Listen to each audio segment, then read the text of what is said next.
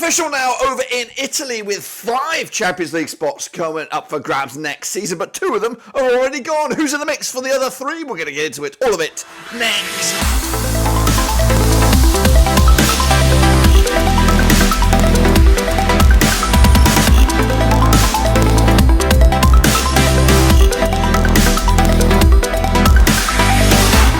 That's right, folks. Back to another production video. Today we're taking a look at matchday number 36. That's right, over in Serie A. I will get to it in a second. If you do, where you been?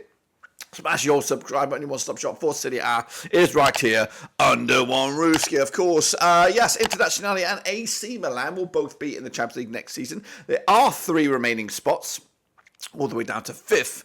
Of course, naturally, there might be a way to get in there in the Europa League. We'll get into all of that in another video. But of course, who will join the Milan-based teams in the Champions League next season? We're going to get into it, all of it, in a second. Of course, big shout out once again to the VIPs. They are the patrons, you know who you are. And again, if you're new, smash your subscribe, boys and girls. Of course, season will keep on going in Italy for a couple more games just yet, but we are going to wrap up the season just in those coming weeks.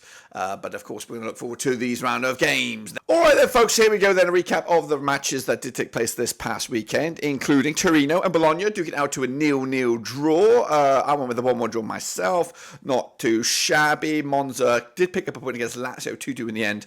I went with an away win on that one. Internazionale are definitely on the beaches. They lost to Sassuolo. I went with a 2-1 away win on that one. Cagliari picked up a point against Lecce, a 2-1 win in my eyes. There was a draw between Empoli and Frosinone, 0-0 in the end. I went with a 1-1 draw on that one.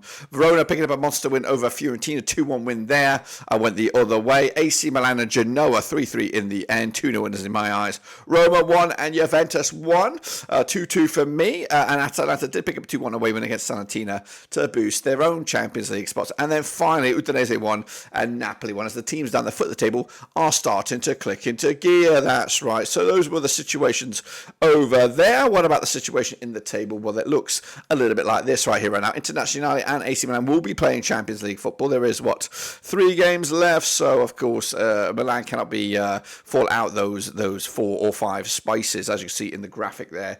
Atalanta representing the last at the moment. But that means it does open up the chances for the likes of Lazio and Roma to compete for that 5th Champions League spot. Can they do it? We'll see, of course, over the next coming weeks. Going down, Udinese, Sassuolo and Salernitana at the moment. Don't rule out the likes of Verona, Cagliari, Frosinone and Empoli right now, as of course it's just 3 or 4 points separating the relegation zones from those teams now.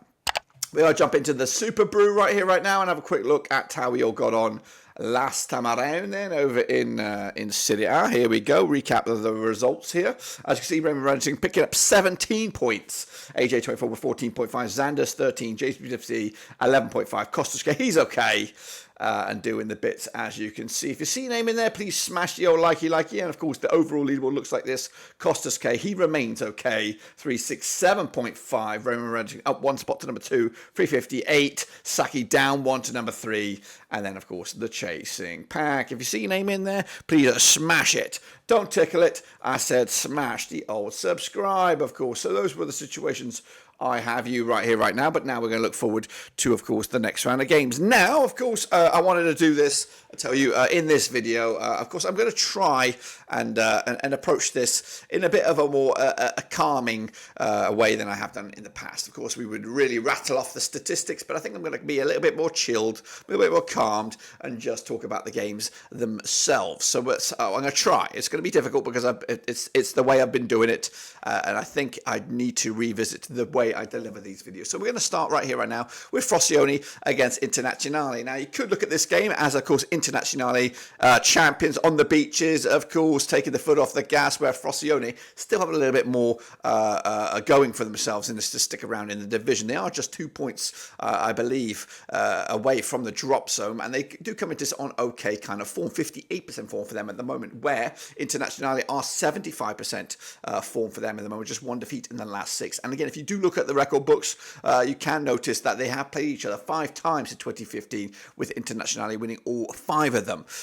They did play each other in the reverse fixture over in Milan back in November, and again it was a 2-0 win for Inter on this one. So realistically, when you look at this game, Inter got nothing much to play for, but Frosinone are going to be at home. It is on a Friday, all eyes on this one. Unfortunately, despite the need and desire for this game, I still think Inter will win 2-0, even when they're not playing 100%. They will deliver a result in the end. Let's go into Napoli then now, shall we? Of course, Napoli maybe got outside sniff of the Champions League. They're taking on Bologna, who are well and truly in that Champions League. And in fact, I think I did read somewhere that they may have secured at least European football of some capacity. Now, this game takes place over at the Stadio Diego Armando Maradona. And of course, Napoli, not the greatest form heading into this one, just one win in the last 6 against Bologna, unbeaten in at least the last 6, but a lot of draws knocking around.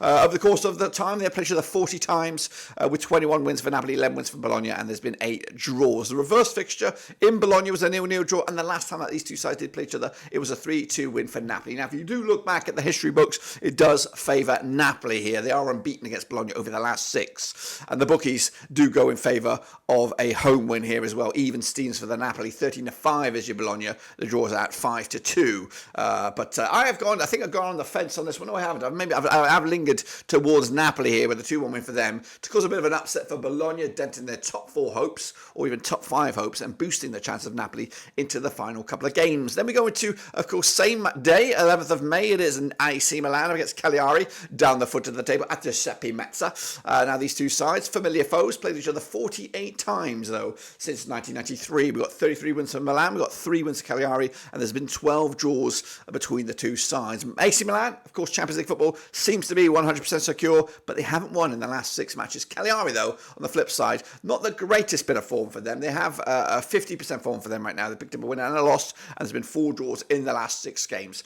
And of course, they are also in that situation where they do need points, where AC Milan may not need as many points. I think they have not yet to secure top 2, but of course, I think it's just a matter of time before they do just that. Now, these two sides did play each other over in Milan, but they actually played each other in Milan in the Coppa Italia this year. That was only a couple way back in January. It was a 4-1 win for Milan. They also played each other in Cagliari back in September. It was a 3-1 win for Milan as well. So Milan winning 4 in the bouts against Cagliari, so it doesn't bode well for Ranieri's boys. Now, the odds go in favour, of course, AC Milan 5-2 on for the victory, 15-4. The draw 6-1, of course, is your away win. That is Cagliari. I'm going to go with the hosts. 2-0 win for them. Too strong again, and Cagliari will be looking for another game to secure their safety.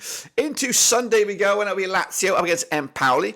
Again, coming at your early door kickoff on the 12th of May. Of course, Igor Tudor's Lazio up against Empoli, managed by David Nicola. Played each other 29 times since 1997. 18 wins for Lazio, 4 wins for Empoli, and there's been 7 draws. Of course, Lazio, though, rocking an unbeaten run of 5 games, picking up 4 wins and a draw in that cluster. Empoli, 42% form for them at the moment. A couple of wins in the last 6, and they are, of course, in that zone where they could be considered in that relegation fight. 17th in the table, 32 points for the season. Lazio on 56 points for the season, 7th in the table, of course. And the previous match between these two sides was in Empoli back in December this year. 2-0 it was for Lazio, and the reverse fixture the last time I played each other in Rome, it was a 2-2 draw back in January 2023. Lazio are unbeaten against Empoli over the last 6, 4 wins, couple of draws, and the bookies fancy them as well. 7-4 on for the victory here. 90-4 is your Empoli. But I am back into the hosts here. Not a big win, just enough. 1-0 win. Again, edging closer to some competitive European action,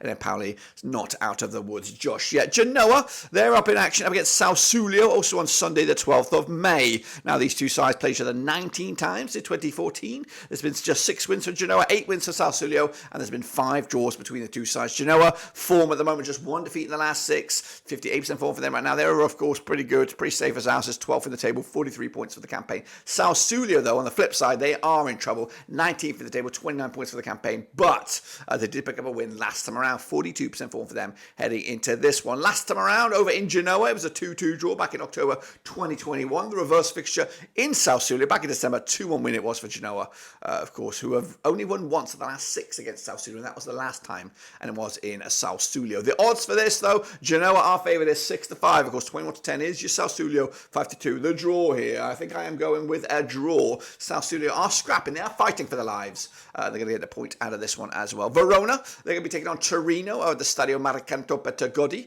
They are played each other 33 times since 1997. Just 6 wins for Verona, 14 wins for Torino, and there's been 13 draws, of course. Verona, though, not the okay bit of form recently, 50% form for them right now. They are up to 14th for the table, 34 points for the campaign, 2 wins of the last 3, up against the Torino side on the ropes right now, 42% form for them, without a win in 5. They are 10th. 47 points for the season. Of course, which way are you going to go on that one, though? These two sides did play each other in Torino back in October. It was a 0-0 draw. And the last time they played each other in Verona, it was a 1-0 win for Torino, who are unbeaten against Verona over the last 6. 3 wins and a couple of draws, and just 1 goal conceded against them over the last 5. So they do like to keep clean sheets. 90-10 is your Verona here. 15-2 the draw. 60-1, of course, your away win. I am going with the hosts here, who are, of course, got a bit more on the line here. Torino safe as houses in mid-table. Verona trying to secure their status in the division for another year. 2-1 win for me on this one. We do have Juventus. They're taking on the bottom club, Salernitana, who will be playing Serie B next season, and of course it's no surprise in that one when you look at the situation there in the table. Now these two sides played each other 8 times in 1998. We've got 6 wins for Juventus, just 1 win for Salernitana, and 1 draw, of course. Juventus under Allegri at the Allianz Stadium, of course, haven't won in the last 5 games, picking up 4 draws and a defeat. Goodness gracious me. Salernitana on the flip side haven't won in the last 17 games. They've actually they've lost 4 on the bounce. They come into this on 8% form, rock bottom, 15 points for the campaign. Last time around, though, it was in Salernitana. It was a 2-1 win for Juventus back in January, of course. In fact, these two sides have played each other twice already. 6-1 win it was for Juventus in Turin, also in January in the Coppa Italia. And the last time they played each other in Turin. In the league, though, it was a 2-2 draw back in September 2022. So maybe Salernitana have a better luck next time around. 7-1 on, though, is Juventus. 16-1 is, of course, Salernitana, and 15-2 the draw here, guys. 2-0 win, of course, Juventus taking the sports. Atalanta against Roma, the game of the day. Both sides competing for the 4th or the 5th spot, or of course, or maybe even the 6th spot. They have played each other 50 times in 1993. 16 wins for Atalanta, 24 wins for Roma, 10 draws between the two sides. Of course, Atalanta unbeaten now in the last 5 games. They look good. They've got they are busy though in European competition,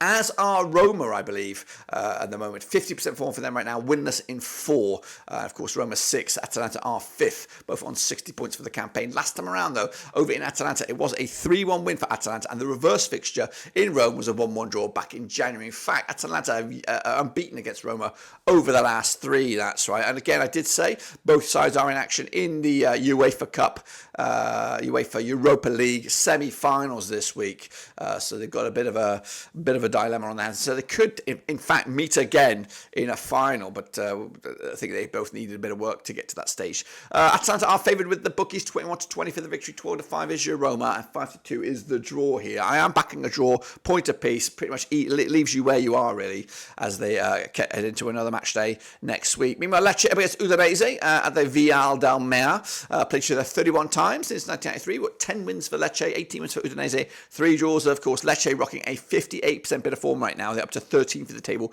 just 1 defeat in the last 6. Udinese right down there in the thick of things without a win in at least the last 6 games. It could even be the last 7, but back-to-back draws heading into this one. Last time around, over in Lecce, it was a 1-0 win for Lecce, and they are unbeaten against Udinese over the last 4 competitive games, of course, picking up a couple of wins and a couple of draws. The bookies, 29-20 is your Lecce, 90-10 your Udinese, and 9-4 is the draw. The bookies cannot call it, but I'm back at Udinese on the road for a win, a big win for them to maybe kickstart their survival hopes. And then we wrap it all up also on Monday with Fiorentina against Monza. That's right, of course. Fiorentina managed by Vincenzo Italiano up against Monza and Rafael Padaleno. They have played each other just 4 times in 2019. 2 wins for Fiorentina, just 1 win for Monza, and 1 draw. Fiorentina good at the moment, however, coming into this on the back of a defeat, 67% form for them right now. They are 9th, 50 points for the campaign against a Monza side who are 11th, 45 points on the campaign, however, winless in the last 6 matches. Last time around, over in Fiorentina, it was a 1-1 draw. That was back in January 2023. The reverse fixture in Monza back in December 2023 was a 1-0 win for Fiorentina. Of course, the odds for this one, back Fiorentina 7-4 on for the victory, 16-5, the draw 9-2 is, of course, your away win. And, of course, we are backing the hosts here, 2-1 win for them to get a big point and move the chains, of course. And that, my friends, is what I think will happen in this match day. And if I am right, the tables will look like this, of course. As you see, Inter champions, they cannot be caught. AC Milan. Second, they can be caught. Juventus, though, in third. Bologna. And then Atalanta going down. and Paolo Sarsuli and Santini. That's, of course, my take on it. Let me know your thoughts and opinions as my cool, calm, and steady approach to this video. It is a fraction, a little bit longer than I hoped, but it is, of course, a work in progress. We'll catch you all later for the next one, but until then, subscribe, smash your like, and, of course, we'll be back again for another one.